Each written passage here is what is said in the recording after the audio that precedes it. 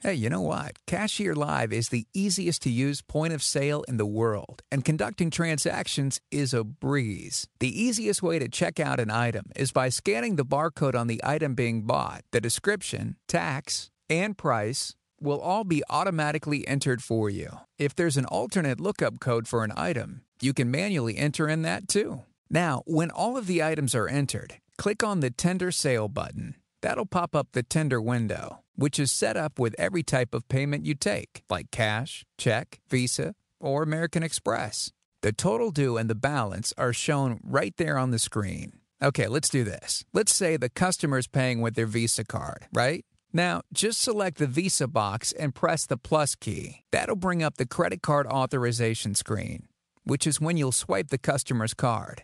If you have to, you can also manually enter in the credit card information right here. Now, if they're paying with cash or check, just put the amount in the right box. If they're paying with exact change, you can press the plus key to automatically enter in the full amount. After you tender the sale, a receipt will print out right away. That's it. Yeah, it's that easy.